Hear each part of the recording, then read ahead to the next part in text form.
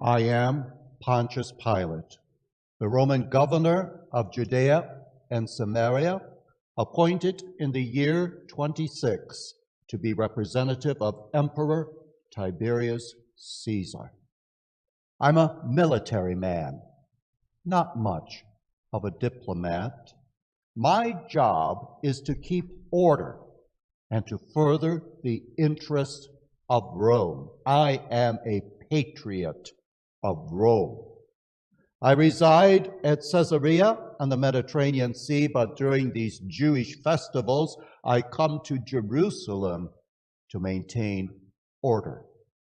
At one of those Passover festivals, I authorized the crucifixion of Jesus of Nazareth. But I need no introduction to you. You Christians mention my name every time you speak your creed. In that creed of yours, you say that your Jesus suffered and was crucified under my jurisdiction. Now, isn't that passing the buck, putting all the blame on me for Jesus' death? Why? What about his own people? They brought him to me, demanding I have him crucified. And what about you, yourselves? If you really believe that Jesus died on account of your sins, then why blame me? Face up to your share of the guilt. Now, I know what I did was wrong. You don't have to keep reminding me of that. On that day, the very day you call Good Friday, it all started early. It's a good thing that we Romans like to start our day early. Caiaphas and the chief priests sent to me a bound man. They insisted on an immediate trial. As it turned out, they had been up all night prejudging the case. They didn't want me to try the case. They wanted me to rubber stamp their decision. They wanted me to sentence your Jesus to death. I wanted to know what this was all about. Oh, were they sarcastic. If he weren't a criminal, we wouldn't have brought him to you. How I hated them for their arrogance. They never did learn their place as a conquered nation under Roman rule and authority. But I needed them as much as they needed me to carry out our separate agendas. Now, I could have replaced Caiaphas as high priest. We, however, worked out our differences, and we learned to more or less cooperate. After all, we wanted the agenda of good order, and we certainly wanted to remain in power. Now, I sensed your Jesus was innocent of anything deserving crucifixion. So I said, take him, judge him according to your own law. Oh, did that ever make them squirm? I knew, and they knew, they didn't have the authority to impose the death penalty. Only I. So if they were going to use me to satisfy their bloodlust, I was determined to at least make them crawl and beg. They replied, this fellow Jesus is a troublemaker. He is telling the people not to pay their taxes to Caesar. He says that he himself is Christ, a king. Now, I don't know what kind of a fool they took me for, pretending that this guy was being disloyal to Caesar. Since when were they ever loyal to Caesar, except to keep their own power and status? They thought Jesus a threat not to Rome, only to their own religious authority. So I questioned your Jesus. Are you the king of the Jews? He sure didn't look like a king standing there in chains, blood dripping down his face where they had hit him. Yet he answered, "Yes, I am a king." There was something regal of his bearing. However, he made it very clear that his kingdom posed no threat to Caesar whatsoever. He was some kind of a religious Christ, a religious Messiah, something like that. He had no interest in an uprising against Rome. He said, "I came into the world to bear witness to the truth." Huh. How can you take that seriously? So I questioned, what is truth? Tell me, do you know what truth is?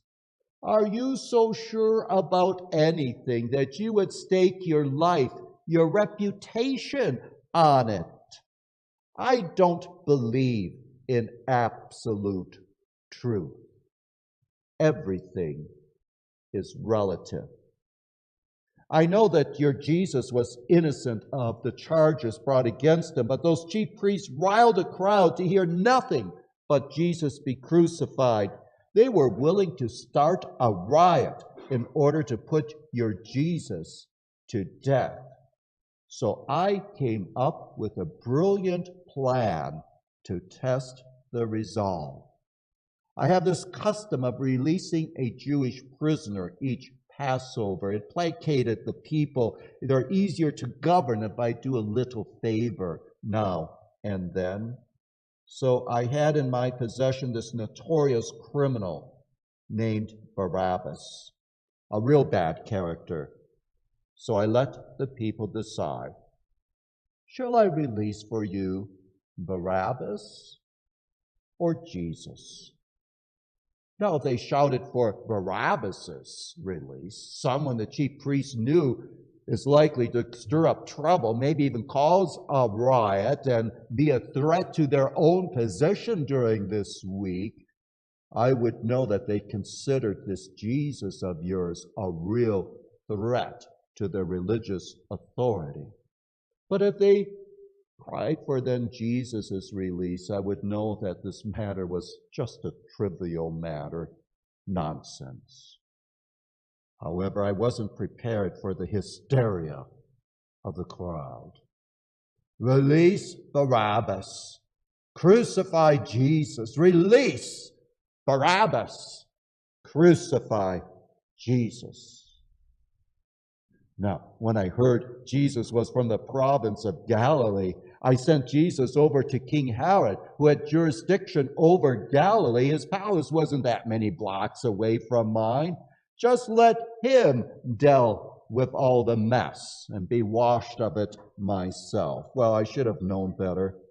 Herod only had a little bit of fun at Jesus' expense and simply sent him right back to me.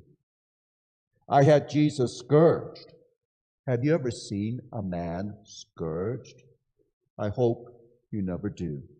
We Romans use a whip, leather straps.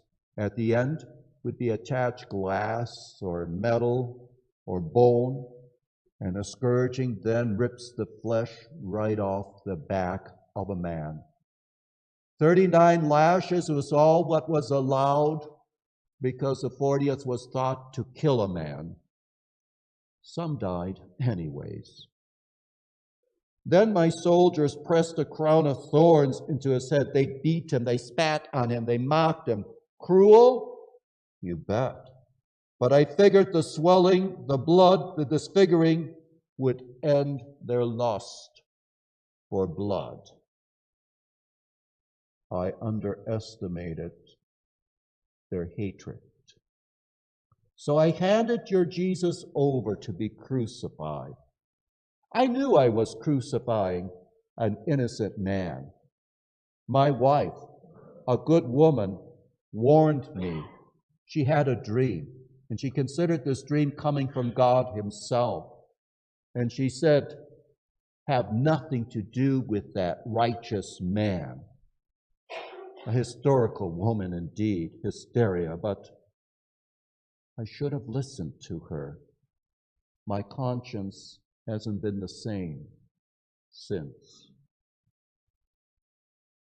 I did, however, the expedient thing under the circumstances. I had to maintain order, and the last thing I wanted was to be recalled by Caesar, to be tried as a traitor for letting an enemy king go. But who are you putting all this guilt on me in your creed? You say Jesus died in atonement for your sins, right? Doesn't that make you the guilty ones? Maybe you didn't drive the nails through his hand and his feet, but then I didn't either. My soldiers carried out that gruesome task.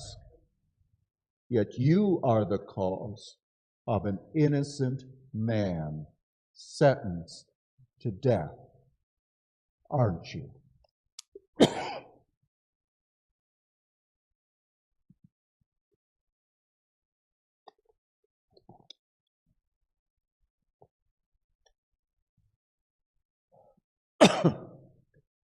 Oh God, what can we do to remove the blood from our hands, to remove the guilt from our soul? I took a basin of water. I washed my hands of it all. In the full view of the mob, I said, I am innocent of the blood of this just man. And they boldly answered, his blood be on us and on our children. But who is fooling whom? They, I, you are responsible for his crucifixion. The officer in charge came back to report that he believes your Jesus is the Son of God. He said he cried out, Father, forgive them. If that could only be true for me.